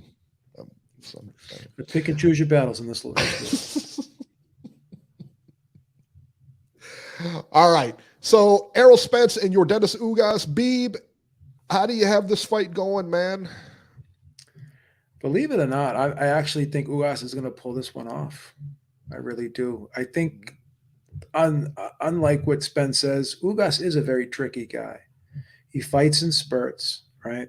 Does a lot of little things in there that make him difficult to deal with. A lot of subtle movement, never stands straight in front of his opponent, constantly steps around his opponent, creates great punching angles for himself. And like I said before, and I'll say it again, he's the type of guy that gets a lot out of a little. Doesn't throw a ton of punches, but he lands at such a high rate. Not a lot of wasted movement, right? Spence is the guy, right, who likes to come straight forward. But as of late, what I've noticed in these last couple of fights is Spence is throwing a lot less power punches, and he's throwing a lot more jabs, and he's trying to fight in the center of the ring more so. And he was able to get away with it against guys like Mikey Garcia. He was able to get away with it against guys like Danny Garcia because those guys are mid-range guys that they're not really quick on their feet. And, you know, he could deal with them on the outside, pot shotting them. But the old Errol Spence back in the Kell Brook days, he used to walk guys down, back them into a corner, back up against the ropes, really try to grind them out on the inside. And he's not doing that anymore. So if he tries to fight this fight in the center of the ring against Ugas, who's is a really good counterpuncher, I think Ugas is going to be parrying that right jab. And as he's parrying that right jab, he's going to catch that right jab, and he's going to be stepping in with that overhand right, sort of like what he did with Manny Pacquiao. Manny Pacquiao kept trying to come in. He would try to jab his way in. He was catching the right. He was catching the right jab, and as he was catching that right jab, he would just step in with that right hand, and then he would just turn Pacquiao. I think he's going to be turning Spence. I think he's going to constantly make Spence have to reset. Now, you may get into a situation here where it's going to be quality over quantity, where Spence may be throwing a lot of punches. He may be looking like he's doing more because he's trying to do more, but he may not be successful with it. So you could see him throwing a lot more punches than Ugas, but you could see Ugas landing the more eye-catching shots and just landing the more cleaner work here. So I look for Ugas, to win a decision here that's probably going to be a split controversial decision. People are going to probably say at the end of this fight, well, look at all the jabs Spence threw, and then the other side of the argument would be, well, look at those clean right hands that Ugas was landing. He was snapping Spence's head back. So, yeah, I just think that Ugas, because of his timing, because of his boxing IQ, because of the subtle movement, because of his ability to hold his ground in the center of the ring when he has to, I think when you look at that Porter fight, that pretty much says it all. I think that I had that fight scored 9-3 for Ugas. A lot of people think it was a close fight. I thought Ugas clearly won that fight. Yeah, it was clear. I think Ugas is a very underrated boxer. I think he's got a high boxing IQ, and I think he's gonna win this fight. I think he's gonna land the more clean telling blows in this fight, in my opinion. And I really question, Spence, what version of Spence we're going to get. We're hearing things like, and these are things that come out of his mouth, that I had 1 foot out the door, that I've had trouble making weight my whole career, that I was 70% of myself in that Danny Garcia fight. And when asked why, well, I was still feeling aches and pains from that accident. So who knows if he's not still feeling aches and pains from that accident now? And who knows if there's not going to be some PTSD? Who knows, why is he throwing less power punches now? Is he second guessing himself now. Does he want to be that aggressive guy? Does he want to put himself in harm's way, or does he want to try to become that boxer and not put himself where he can sustain damage? So we'll see. But I like Ugas in this fight. I think he's very live. Very good, man. Very good. I'm taking Errol Spence, and I'll be honest with you. I don't care what version of Errol Spence you get. We've only seen one version of Errol Spence. I mean, quite honestly, all he does is win. That's it. You can talk about this version, that version, whatever version, that 70% version you put out against Danny Garcia, wipe Danny Garcia. Wipes everybody. His fights aren't even close, by the way. His fights are not even close. He's going to beat Ugas. I'm going to tell you why he's going to beat Ugas, because he's going to put pressure on Ugas. Ugas is going to be naturally going back anyway. He's a natural counter puncher anyway. He likes to box. The problem is Spence is going to go to his body, and he's going to go to his body early. He's going to go to his body often. I don't think you're going to see a lot of headshots from Spence early. I think he's going to go into his body early. He's going to put that pressure on him. Now, I think that, Ugas is a really good fighter, but I'll tell you what concerned me in the Pacquiao fight is Pacquiao's a volume puncher. All right. Ugas is not that guy. Ugas is not a volume type of puncher. The volume that Spence throws is going to be enough to win him rounds, whether he's effective or ineffective. I'm telling you, he's going to win rounds that way because just of the sheer volume this guy throws. He throws a lot of shots, and he's going to clip him at one point or another. I don't think, and let me tell you this, Ugas is too good defensively to get knocked out here. I don't think Ugas gets knocked out, but I think he gets decisioned here. I think it's a pretty clear decision. Could be close, maybe I would say 8-4, 9-3, but I think Spence gets this. Ugas is definitely live. Listen, I don't disagree with anything you really said in the sense that I could see the fight going down that way, but this is just how I see the fight going down. I wouldn't be surprised if Ugas wins this fight. Hey, Spence is the clear favorite. He's a minus 350. Ugas is a plus 275. So, I mean, that's the thing. Like, I wouldn't be surprised if this fight goes either way. I get you. Yeah. But in my opinion, I just think that for those couple of reasons there, Spence throws too much. He goes to that body. I think that's going to be, and I think his power also. Last time you were fighting Pacquiao doesn't have that kind of crazy power that Spence is a natural at this weight. Spence is a natural at this weight, man. And he can move up to 154. He can move up. He's shrinking down. This is a big guy. He is a big guy, man. So I think that I think the body work of Spence is what's going to do it, and I think just the sheer volume is going to win him rounds when he's not going to the body. And even if he misses a bunch of shots, that sheer volume is going to win him the rounds because Ugas doesn't throw that much in the way of punches. He's not a big volume guy. He's a counter. Yeah. So I see it going in. I see it going Spence's way. Like I said, 8-4, 9-3, somewhere in there. That's what I see. Chakal, incidentally, is picking Spence also. So when Chakal picks somebody, you probably tend to go with him because he wins a lot of money. So there you go. Excited to see Brandon Lee on that undercard? Yeah, I like Brandon Lee. Yeah, I'm really curious to see. He's supposed to be like the next big thing. Is he the next big thing? I don't know. We gotta see him. We gotta see him under the lights, man. We gotta see him in some stiff competition. Who else is on that undercard? I don't know if you mentioned it, and I apologize if you did. Vitor Molnecki's on that undercard as well. No, I don't even have him listed on there. Yeah, he's on that. I heard he's on that undercard as well. Really? He'll be on the non. But he'll be on the non. I think he'll be on not the pay-per-view part of it, but how they have the Sometimes they show those fights or whatever. Yeah, they'll probably show him on the Showtime app or something like that. Okay, he's on the undercard as well. Very good, man. Yeah, that'll be awesome. I love watching Vito fight. Yeah. 516 area code 516. You're live. Jesse Rican, what up, guys? How's everybody? Before we get started, Jesse, I just want to congratulate you. Before you get started, I just want to win another rap battle. No, he was officially promoted. I haven't battled in a while. He's officially been promoted to the director of public relations here at Ringside Reporter. Jesus. So I just want to congratulate. I want to congratulate him on his new position. I'm sorry to interrupt you, Jesse. If we hadn't hit the skids before, we're definitely hitting the skids now. I'll tell you that. We only hire the best here. Go ahead, Jesse. I try the best I can. You know, I try to help out Where are you at? In a wind tunnel? He's on the road, man. He's a busy guy. Where are you I at? don't know why Where it's so windy. This is what it sounds like. That's all I I hear. don't know why it's so windy by my house. Well, why don't you go inside? Huh? Why don't you go inside? Yeah, I just did. I just went inside. Yeah, but Beef, how do you like the draw option on this fight? Plus 2,000. No. Again, I mean, why? If you want to throw 20 on it, why not? It's not horrible to throw 20 on it, but I don't know if I see that. You know what you could do, Jesse? Jesse, you know what you could do is take the 20 and then mail it to me because that bet ain't coming through, son. He ain't getting that fight ain't ended up in a draw. Stop it. Come on. What are you trying to give advice, Beam? Look at you trying to give advice. Come on, Eric. Just hating on him, man. What's wrong with you? Why are you gonna shame the kid just because he has an idea?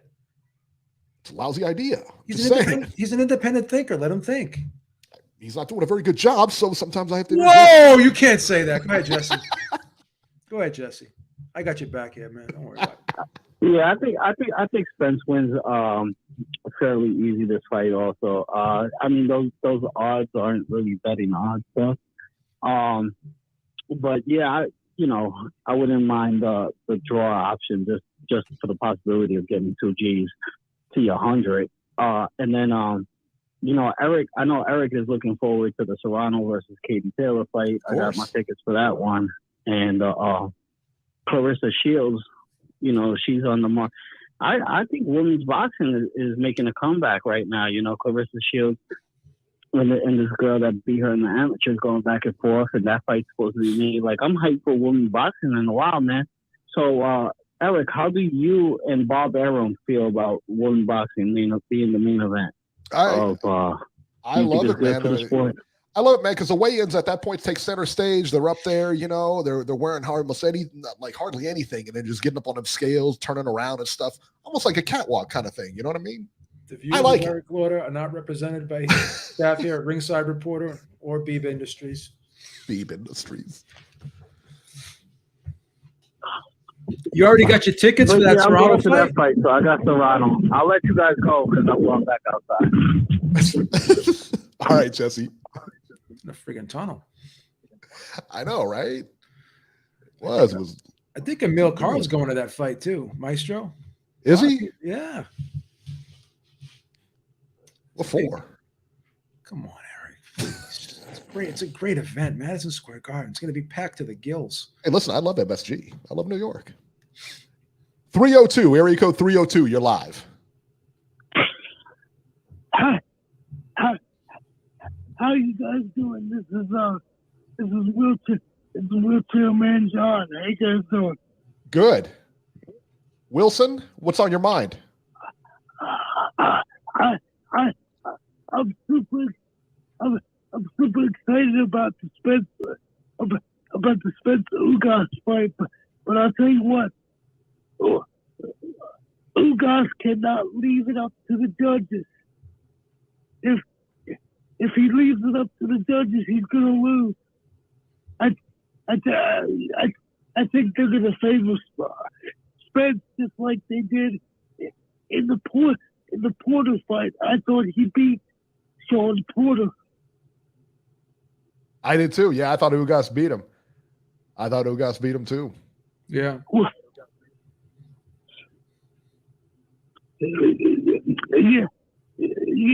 Yeah. So I think it's going to be a good, competitive, entertaining fight, and Spence is going to get the decision.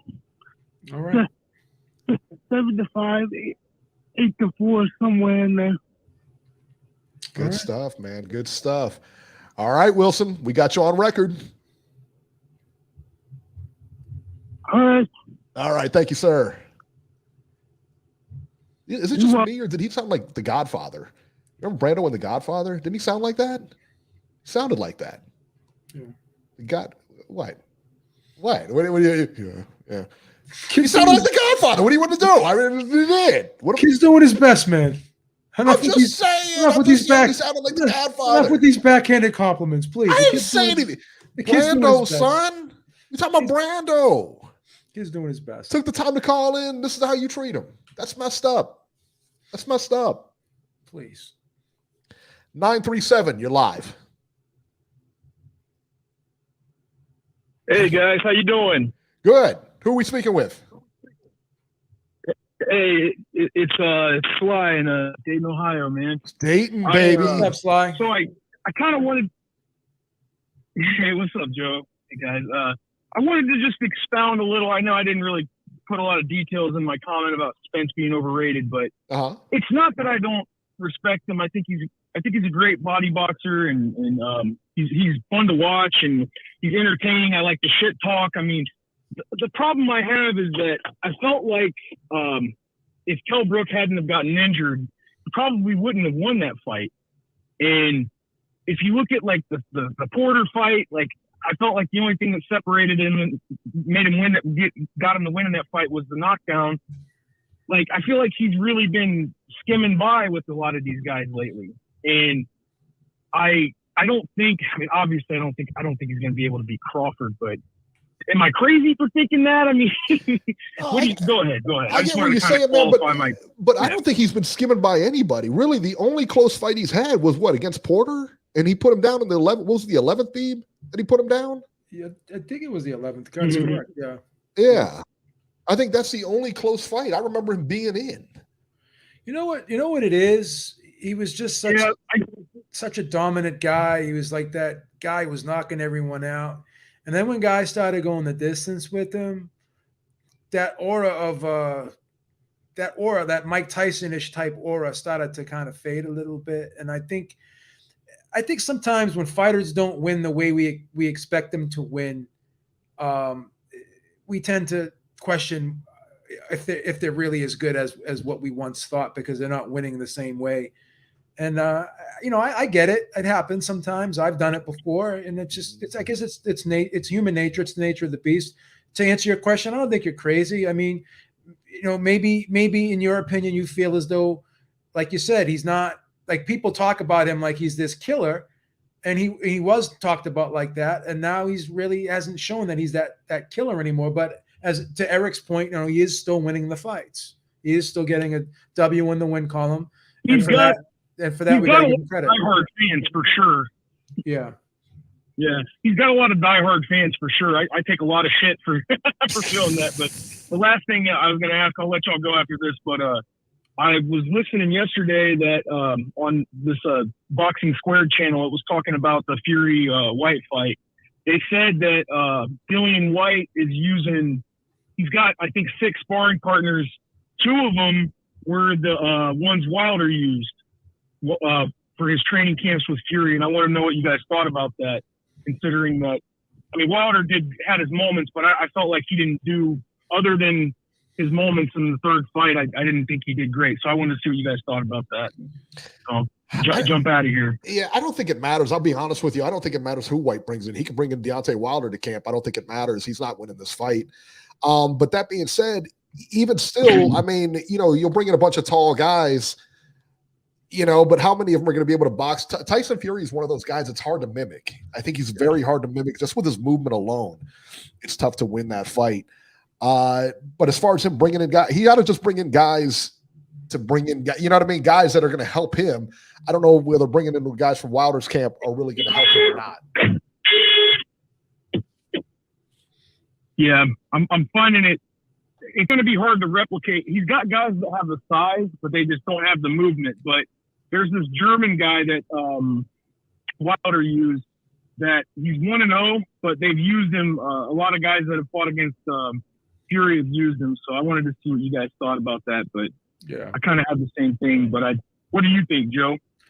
I don't give White much of a chance in this fight. Like I've said before, it's going to look to me like the Fury Chisora fights. I thought Fury won those fights pretty clearly and pretty handily. And I think Fury is going to knock Dillian White out, to be perfectly honest with you.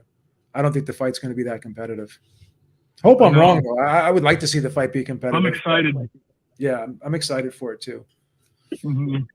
There you go. All right, Sly. All right, guys. Hey, man. Thank you, guys. Thank you so much, man. I'll be on the line, man. Thank you, guys. Awesome, man. Thank you. Thanks, guys. Peace out. Bye. Robert just texted me. He wants to know what the pay-per-view is going to cost next week. Only $79 probably. Yeah. Only $80. It's what they usually are. It's what they usually are. 805. 805, you're live. Hey, Beeb. What's going on? You and Robbie out here having fallouts on the show? I mean, what the hell? I have nothing but respect for Robbie. I have nothing but full respect for Robbie. It sure didn't sound like that a little bit earlier. Oh, he just owes Triple G an apology. Talking about his ex-wife and stuff. But I wasn't going to go in. I wasn't going to go in. That was it just sounded like you were going to go into me. No, that was just like a warning shot. I don't mean to say it, but you were out of pocket there. That was like a flare. A flare. I wasn't going all the way in on that one. Aaron Daly, hang on, Nacho, before you go any further. Aaron Daly, thank you so much. He says, White stops Fury. Eric or Beeb, do you want a pie bet? Yes. That is a hard yes. Absolutely. I will take Tyson Fury in that fight to win. You got it. Pie bet has been set. And for Chandler M said that he won't take that bet. Chandler M says he's going to take Kambosos over Haney. Another pie bet. I'll take Haney. We'll do it again. Absolutely. Yeah, I like Haney in that fight too. Yeah. I live rent-free. All right, Nacho, what's on your mind?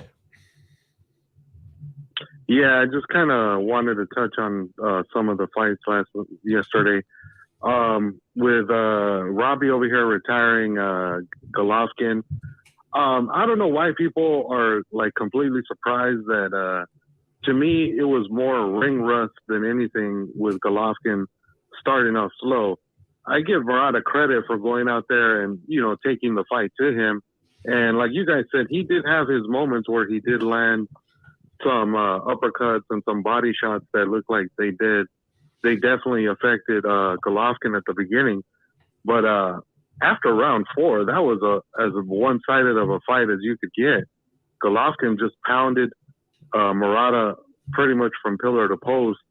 And the only thing that kept Morata up was his toughness and his heart, because he was not landing anything really significant after round 4. He just took a beating pretty much from that point on. And Golovkin got the stoppage and he won. Does he have a legitimate shot to win against Canelo? In my opinion, it's about a 60-40 fight in favor of Canelo. Yeah. Is weed legal in California, Nacho? Is that what's going on here? Come on. Because he's got zero chance. Eric, come on. I'm going to repeat this because for the people in the back, because I think that's where you're sitting right now, he has got zero chance of beating Canelo. Zero. Okay. Well, I'll stick to my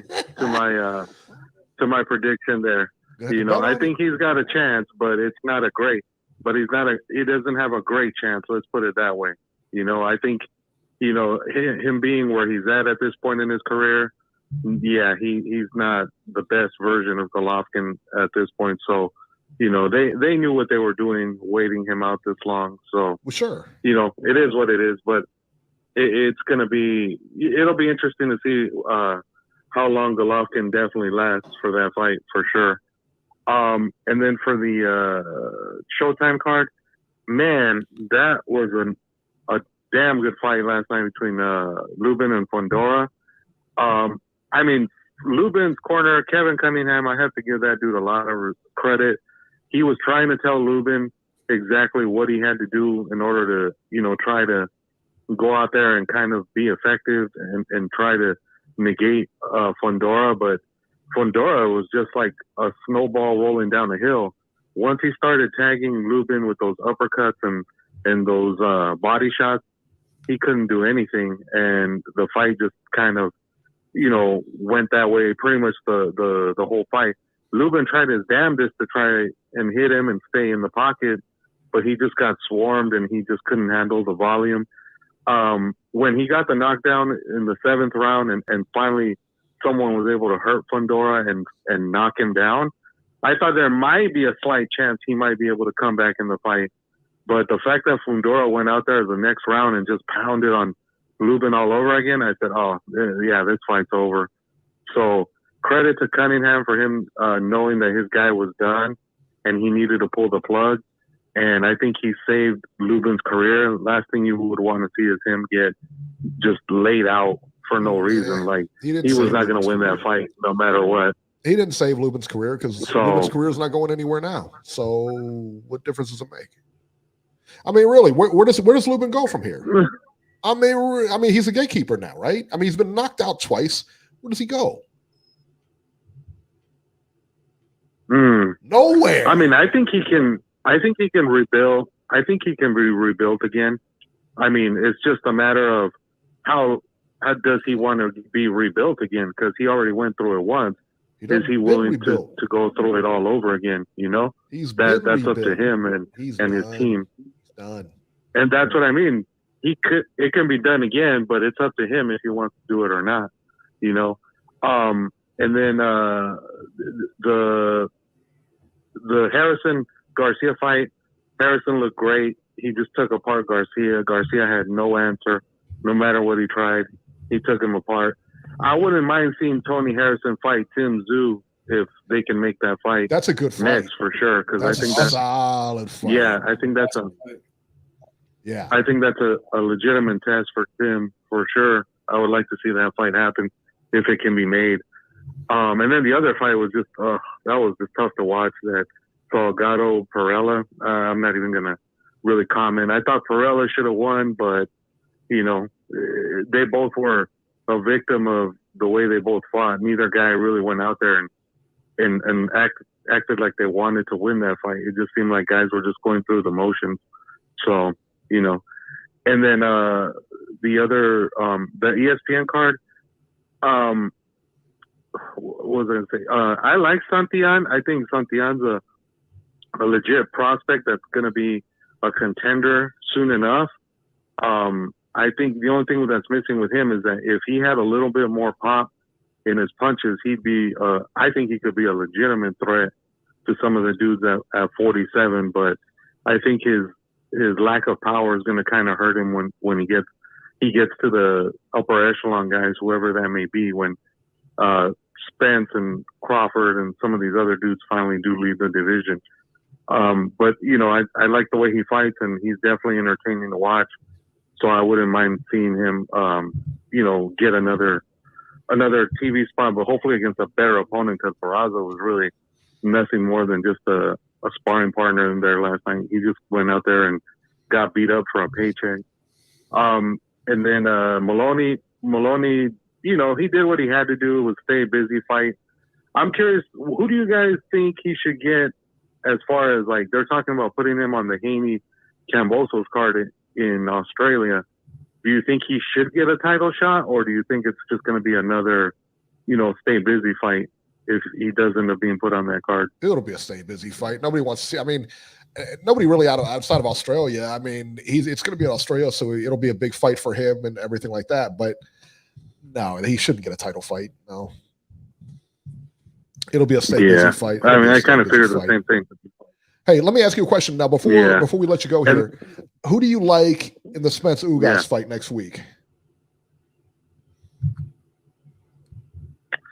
I've been kind of going back and forth on this. I just honestly think that if there's a time for an upset, I think this might be it. I could definitely see Ugas pulling this one off. What a smart guy! Just because I'm not convinced that Spence. I'm just not convinced that Spence is all the way back. Like having the weight issues, the car accident, one fight since that car accident with Danny Garcia. I'm just not sure what version of Spence we're going to get. I mean, he's been trying to play the part for this fight, as far as he actually stayed close to weight this time, and you're not hearing these reports of him being like 30 or 40 pounds overweight and then having to cut all the way down. So he looks like he's been in shape. I just question how much of Spence is really left at this point, because I think that car accident, even though they've been trying to downplay it, I think that car accident has altered his career, whether he wants to admit it or not. And I'm just not sure we're ever going to see the Spence that we saw take apart like Kell Brook and guys when he was doing that on his way up. I just don't think we're going to see that level of Spence. I mean, what level? I mean, what else is he going to do? No, I understand that. I understand that, Eric. But at the same time, I think the whole weight issue of him blowing up in between fights, and then I think that car accident, I think it took something out of him. I just don't think we're ever going to necessarily see like the best version we could have seen had he not had those issues. Is all I'm saying, you know. And I think Ugas right now is the hot fighter. He's been more active, and I just think if there's a upset that can be pulled, it could be this weekend with him going in there and doing it. So you want to do a pie bet? All right, guys, that's my call. How did you think? What'd you think of Ryan Garcia? What'd you think of Ryan Garcia? That was, I don't know, being like to go. I never thought much of to go as an opponent, to be honest. I thought he was just a guy who had a built-up record. So I really didn't think anything other than it was just a get the rust off, you know, just get back in there fighting for Garcia. And yeah, that's what it was. But the biggest issue is Goosen is going to have to get that kid to break those bad habits of his, like, you know, just standing there, looking at guys, not really throwing jabs, you know, just kind of running around the ring. Like, he has to learn how to cut off the ring with some of these guys when they're not necessarily trying to engage with him like other guys had in the past. There's a lot of work that still needs to be done with him and Goosen. So for the time being, it was an okay performance, but I expect better from him moving forward, especially being with Joe Goosen. Sounds good. All right, Nacho, we're going to get running here. And thank you so much for calling in, man. He's had a couple of takes. He was wrong on both of them, babe. It's crazy. Please. He was wrong on the Lubin take. He was wrong on the Spence take. Son, he's out of his game lately. Have you noticed that? Am I the only one who thinks Nacho's out of his game? I think he's off his game. Ever since he beat me in those quiz games, man, his game has been going off the charts right now. Like off the rails, you mean? No, he's up there, man. No. I think he's off the rails, man. I think his IQ is through the roof. No, better than Robbie's. So. Well, compared to yours, maybe, but no. Way better than Robbie's. I'm a man. What's up with you? I'm like Asia Carrera, man. I'm a Mensa candidate. You're like Asia Carrera. What are you, a broke porn star? Or what are you talking about? Oh, come on, man. You got a great inheritance. You're still on her. You're still on her. We saw pictures of her, son. Come on. I love her, man. Come on. She looks terrible now. No, come on. Oh, come on. She's broken down, son. No, she's not. Come on. Stop it. Four Slat TV said, let's talk boots. Yeah, man. I tell you what. Listen. When is Jaron Ennis going to get a shot here? He'll get one eventually. I mean, you might be looking at the best welterweight out there. I mean, let's be honest. I think he'll get one next year, beginning of next year, maybe. I hope so. I like him a lot, man. I really do. I want to see him fight again. All right, news and rumors this week. Beeb, I want you to brace yourself. Floyd Mayweather is coming back to fight again. No. He is fighting Don Moore. Dangerous Don Moore. And Lisa just entered the chat and said, I know an awful lot about porn stars. Listen, I learned it all from Beeb. I learned all this from Beeb. Beeb's always talking about porn stars and all this other stuff. I'm just telling you, this is where I hear it from. Please. Where I hear it from. Always trying to throw me under the bus. Do I deserve this? I think you do. I'm nothing but a gentleman on here. Yeah. All right. So Floyd's coming back against Don Moore. Who is Don Moore? Don Moore is undefeated. He's 18-0. He's Floyd's former sparring partner. And he's 42 or 43 or something like that, by the way. Jesus Christ. The worst part about all this, aside from the actual fight itself, it'll take place next month. I think it's on the 14th, May 14th in Dubai, right? So it'll be on May 14th in Dubai. But the worst part of all this is that his press conference took place the same day as Tank Davis's press conference with Raleigh Romero. What is that? I mean, really, like, this is your guy. I mean, really, this is your guy, right? You're promoting him while you're supposed to be promoting him in this big pay-per-view fight or whatever it's going to be. I don't know if it's going to be pay-per-view. I keep hearing different things about it.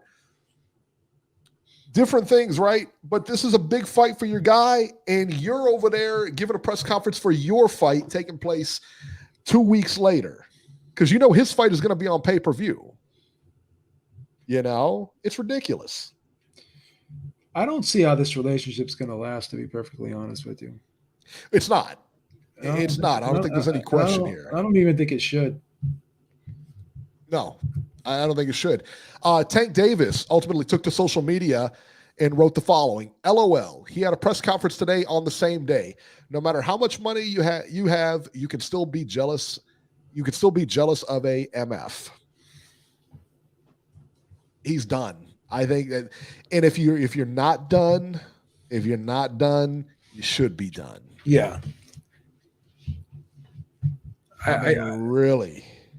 I think this relationship has ran its course. Yeah. So. Yeah, I mean, he really hasn't done much for his career. No. I mean, I'll be honest. Tank's at a spot right now where he's either going to go up or he's going to go down. No matter if he still wins or not. And they don't want to fight anybody over there. Leonard Ellerby had already said, we're just going to make fights in-house. At some point, that's it. At some point, Tank's going to want to fight the Ryan Garcias of the world. He's going to want to fight the George Kamposas of the world. He's going to want to fight the Devin Haney's of the world. Right. And if he's got a promoter that is refusing to give him those opportunities, then there's only so far this promoter can take you. There's only so long you're going to want to stay with him. This promoter's worried about promoting himself. Yeah. Not him. And what are you paying him for? And then you got a guy, because he's got beefs with everybody else, he's letting that affect your career. Oh, we don't want to make other promoters rich. What about making your fighter rich? What about him? Doesn't he deserve to be rich? Yeah. You know, so. Same reason he left Bob Arum, wasn't it? Yeah. Yeah.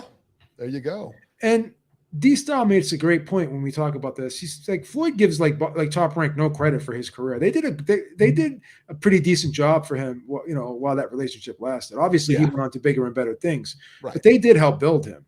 There's no question about that. My opinion, anyways. Yeah, I think so too. And maybe the same will be done for Tank. So when he leaves, he'll become a way bigger star. I think so. Because I think, you know, you open it up and you can go to, you go to DAZN or wherever.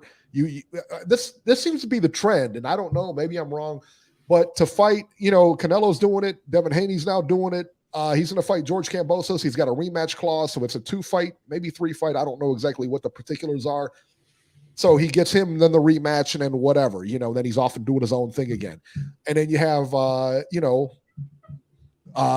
his name? Canelo's doing the same thing. He bounces around. Anthony Joshua's been doing that. Yeah. So I think that's what you're going to see. You're not going to see these guys tied down for any length of time. Yeah, that's a good point, Eric. I think fighters are going to start to learn that. You know, we can sign a 2-fight deal here, 2-fight deal here, but I'm not going to lock myself in for 2-3 years to one promoter, man. Right. We'll see what's going on. Yeah, exactly. Because you got to look at the landscape of the division that you're in, right? And if you got all these guys and all these different promotional outfits and on these exclusive networks, and how are you going to get the fights that you want? Right. Sly Tendencies brought up a good point, not just because he's from Ohio. He's got an actual good point here. If the zone paid that much for Triple G, they'll pay for Davis as well. He's right. I agree. I think Davis is an up-and-coming guy. Absolutely. And they'll want to feed Davis a little bit, get his, you know what I mean? Feed him a couple, you know, fighters that probably shouldn't be in there with him, and then give him the big fights. I agree. I think that's good. That's good stuff. Plus, he's already established on pay-per-view. Why not? Why not?